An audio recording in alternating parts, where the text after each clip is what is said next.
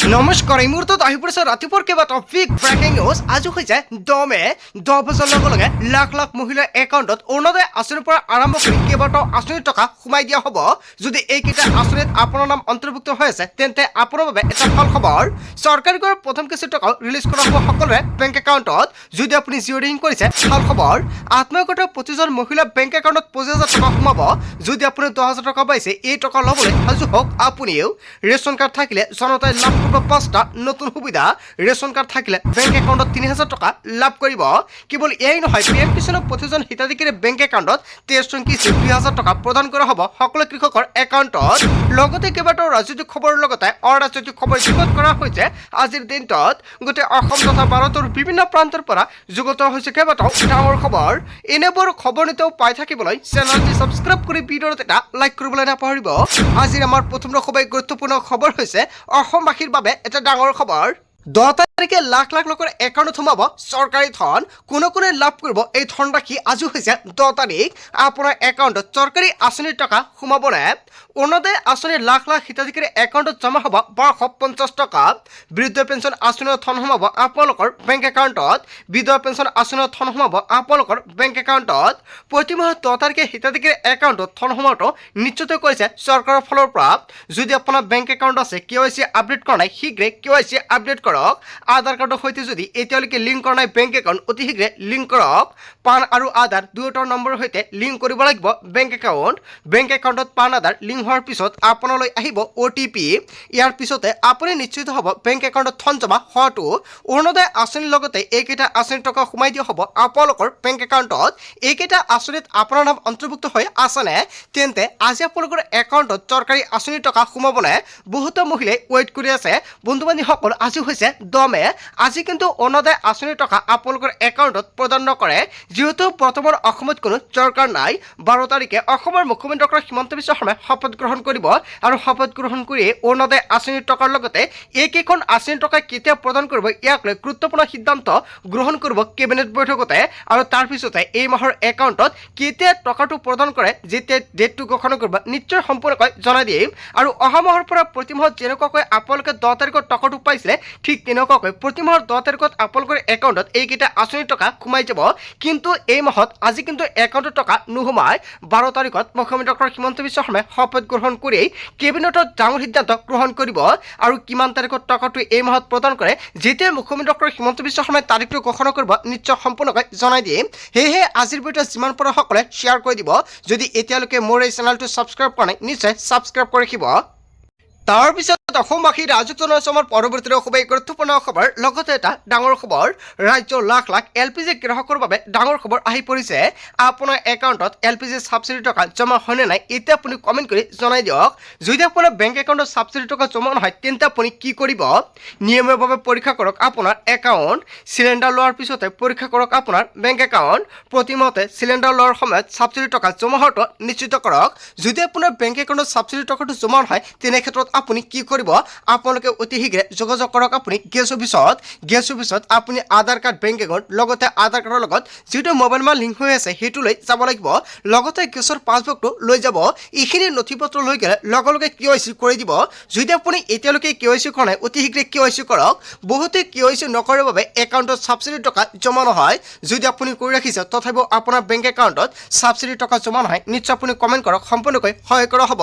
যদি আপোনাৰ ঘৰত LPG গেছ কানেকশ্যন আছে, আপুনি গেছ বুকিং কৰিব পৰা নাই নেকি, এনেকুৱা সমস্যা হ'লে কমেণ্ট কৰিব, সমাধান কৰি দিয়া হ'ব।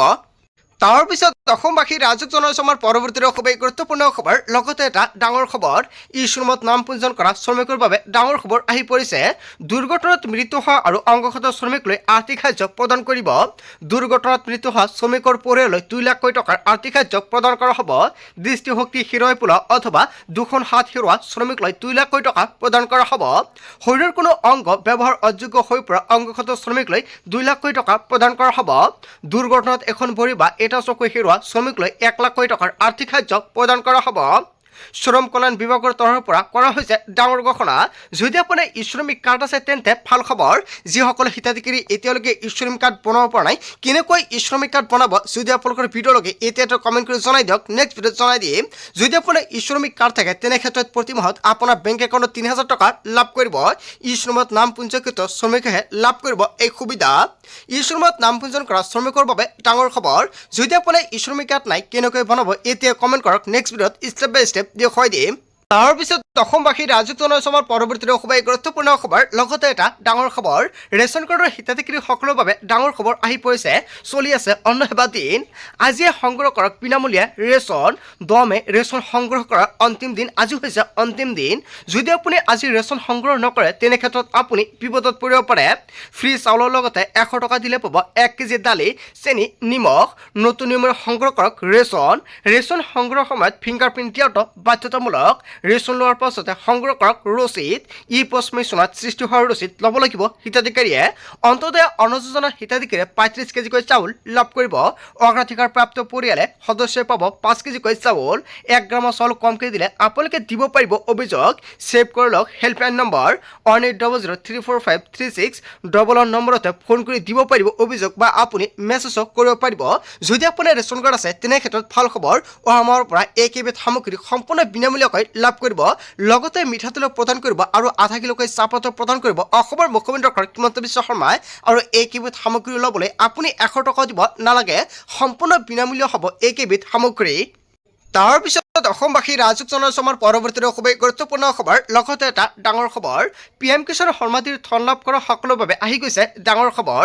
23 নং কিস্তি লাভৰ বাবে শীঘ্ৰে পঞ্জীয়ন কৰক আপোনাৰ নাম।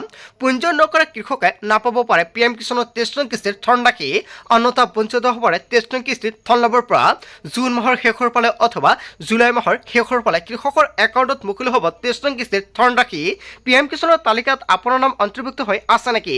তেনে ক্ষেত্ৰত KYC লেণ্ড সিডিং, আধাৰ কাৰ্ডৰ লগত বেংক একাউণ্ট লিংক, এই 3টা কাম যদি এতিয়ালৈকে কৰা নাই অতি শীঘ্ৰে কৰি ৰাখক। জুন আৰু জুলাই মাহত আপোনালোকৰ একাউণ্টত PM কিষাণৰ 23 নং কিস্তিৰ টকা সোমাব পাৰে। আৰু আজিৰ ভিডিঅ'ত যিমান পাৰে সকলোৱে শ্বেয়াৰ কৰি দিব যাতে সকলোৱে জানিব পাৰে।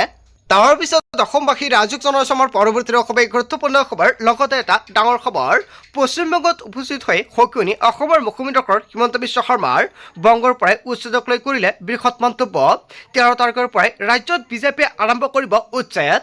চৰকাৰ গঠন কৰিয়ে পশ্চিমবংগত চলিব একশ্যন। সমান্তৰালকৈ অসমতো একশ্যন চলিব বাংলাদেশীৰ বিৰুদ্ধে। অসমৰ মুখ্যমন্ত্ৰী ডক্টৰ হিমন্ত বিশ্ব শৰ্মাই পশ্চিমবংগত উপস্থিত হৈ যোৱাকালি কেইবাটাও বিস্ফোৰণ মন্তব্য কৰিছে। বংগৰ সীমান্ত চিল কৰা হ'ব বুলি ঘোষণা কৰিছে হিমন্ত বিশ্ব শৰ্মাই। সীমান্তৰ প্ৰৱেশ বন্ধ কৰি অসমত থকা বাংলাদেশী খেদি পঠিওৱাৰ সংকাৰ। 12 তাৰিখে চৰকাৰ গঠন কৰি একশ্যন আৰম্ভ কৰিব হিমন্ত বিশ্ব শৰ্মাই। বেদখলকাৰীৰ বিৰুদ্ধে চলিব উচ্ছেদ অভিযান। চৰকাৰ গঠন কৰি এনেকুৱাকৈ শান্তি ঘূৰাই অনাৰ সংকল্প হিমন্ত বিশ্ব শৰ্মাৰ। পশ্চিমবংগত উপস্থিত হৈ সকিয়নি দিলে অসমৰ মুখ্যমন্ত্ৰী ডক্টৰ হিমন্ত বিশ্ব শৰ্মাই। তাৰপিছত অসমবাসী ৰাজুক জনসমৰ পৰৱৰ্তী খুবেই গুৰুত্বপূৰ্ণ খবৰ, লগতে এটা ডাঙৰ খবৰ। কংগ্ৰেছৰ ভোট নোপোৱা হ'লে পৰাস্ত হ'লহেঁতেন অখিল গগৈ। অখিল গগৈ মিত্ৰতাৰ ধৰ্ম পালন কৰা নাই। কেইবাটাও বৃহৎ মন্তব্য কৰিছে গৌৰৱ গগৈ। যিকোনো মুহূৰ্তত ভাঙিব পাৰে কংগ্ৰেছ ৰাইজৰ দলৰ মিত্ৰতা। অখিল গগৈৰ কথাবোৰ বিৰোধী দলৰ দৰে হোৱা নাই। ৰাতি ৰাতি অখিল গগৈয়ে কাৰ লগত কথা পাতে, এনেকুৱাকৈ ডাঙৰ প্ৰশ্ন উত্থাপিত কৰিছে গৌৰৱ গগৈয়ে। একপক্ষীয়ভাৱে কথা ক'বলৈ এৰক অখিল গগৈয়ে।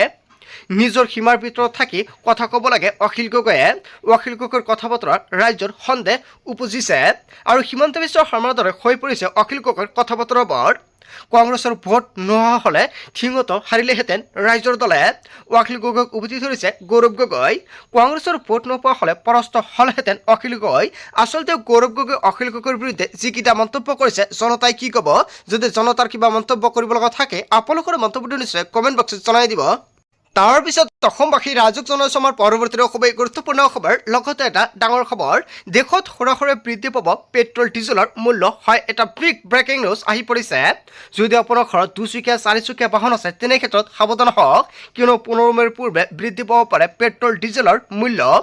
ভাৰতত প্ৰতি মাহত বৃদ্ধি আৰু ক্ষতিৰ সন্মুখীন হৈছে ইন্ধন কোম্পানীয়ে ইৰাণ আমেৰিকাৰ যুদ্ধৰ মাজতে বৃদ্ধি পাইছে খাৰুৱা তেলৰ মূল্য আৰু হৰমুজ প্ৰণালীত নিষেধাজ্ঞা জাৰি কৰাৰ পাছত খাৰুৱা তেলৰ দাম বৃদ্ধি আৰু পূৰ্বে প্ৰতি বেৰেল খাৰুৱা তেলৰ দাম আছিল $70 আৰু যুদ্ধৰ প্ৰভাৱ পৰি আৰু এককভাৱে প্ৰতি বেৰেল মূল্য হৈছে এতিয়া $126 বিশ্বৰ বিভিন্ন ৰাষ্ট্ৰত দাম বৃদ্ধিৰ পাছত ভাৰতত হোৱা নাছিল মূল্য বৃদ্ধি আৰু প্ৰতিদিনে প্ৰায় 1000 কোটি ক্ষতিৰ সন্মুখীন পেট্ৰল আৰু ডিজেলৰ কোম্পানীয়ে আৰু এই কাৰণতে এসপ্তাহৰ ভিতৰতে বৃদ্ধি হ'ব পাৰে পেট্ৰল ডিজেলৰ মূল্য সূত্ৰ অনুসৰি 15 মেৰ পূৰ্বে সলনি হ'ব পাৰে পেট্ৰল ডিজেলৰ মূল্য ইন্ধন কোম্পানীয়ে প্ৰতি মাহে 30,000 কোটি টকা ক্ষতিৰ সন্মুখীনৰ তথ্য প্ৰকাশ কৰিছে দেশত সৰাসৰি বৃদ্ধি হ'ব পাৰে পেট্ৰল ডিজেলৰ মূল্য ইয়াৰ বিষয়ে জনতাই কি ক'ব যদি জনতাৰ কিবা মন্তব্য কৰিব লগা থাকে আপোনালোকৰ মন্তব্যটো নিশ্চয় কমেণ্ট বক্সত জনাই দিব তাৰ পিছত অসমবাসী ৰাজক জনসমাৰ পৰৱৰ্তী খুবেই গুৰুত্বপূৰ্ণ খবৰ লগতে এটা ডাঙৰ খবৰ উচিতৰ ঘৰ মাটিৰ ব্যৱস্থা কৰিব মৌলানা বদৰুদ্দিন আজমলে সংবাদমেল পাতি কেইবাটাও বৃহৎ মন্তব্য কৰিছে মৌলানা বদৰুদ্দিন আজমলে চৰকাৰ গঠনৰ পূৰ্বে বৃহৎ মন্তব্য কৰিছে উচিত পৰিয়ালৰ ল'ৰা ছোৱালীয়ে পঢ়া শুনাৰ দায়িত্ব ল'ব মৌলানা বদৰুদ্দিন আজমলে সমগ্ৰ অসমতে উচ্চত বন্ধৰ দাবী জনাইছে আজমলে ব্যক্তিগতভাৱে সকলো পৰিয়ালৰ শিক্ষাৰ্থীৰ সম্পূৰ্ণ দায়িত্ব ল'লে আৰু উচ্ছেদৰ বিৰুদ্ধে আদালতৰ কাষ চাপিব মৌলানা বদৰুদ্দিন আজমলে অসমত এইবাৰ উচ্ছেদ হ'লে জীয়াই থকা মুস্কিল কৰিব কেৱল ইয়াই নহয় ফু মাৰি সকলোকে শেষ কৰাৰ হুংকাৰ দিছে মৌলানা বদৰুদ্দিন আজমলে চৰকাৰ গঠনৰ পূৰ্বে উচ্ছেদৰ চৰম বিৰোধিতা মৌলানা বদৰুদ্দিন আজমলৰ আৰু উচ্ছেদিতৰ ঘৰ মাটিৰ ব্যৱস্থা কৰিব আজমলে এনেকুৱাকৈ মৌলানা বদৰুদ্দিন আজমলে কেইবাটাও বৃহৎ মন্তব্য কৰিছে আচলতে মৌলানা বদৰুদ্দিন আজমলে উচ্ছেদ প্ৰক্ৰিয়াক লৈ যিটো মন্তব্য কৰিছে জনতাই কি ক'ব আচলতে অসমত পুনৰ উচ্ছেদ হ'ব লাগে নে নাই 12 মেত অসমৰ মুখ্যমন্ত্ৰী ডক্টৰ হিমন্ত বিশ্ব শৰ্মাই শপত গ্ৰহণ কৰিব আৰু তাৰ পিছতে হিমন্ত বিশ্ব শৰ্মাই হুংকাৰ দিছে ভয়ংকৰভাৱে ৰাজ্য চলিব উচিত আৰু এই উচ্ছেদ প্ৰক্ৰিয়া হ'ব লাগে নে নাই জনতাৰ মন্তব্যটো নিশ্চয় কমেণ্ট বক্সত জনাই দিব আজিৰ মূল ভিডিঅ'খনত আপোনালোকক এইখিনি সৰু কেইটামান ইনফৰমেশ্যন দিবলগীয়া আছিলে ভিডিঅ'টি ভাল লাগিলে লাইক কমেণ্ট শ্বেয়াৰ কৰি দিব সো থেংক ইউ ফৰ ৱাচিং ফুল ভিডিঅ'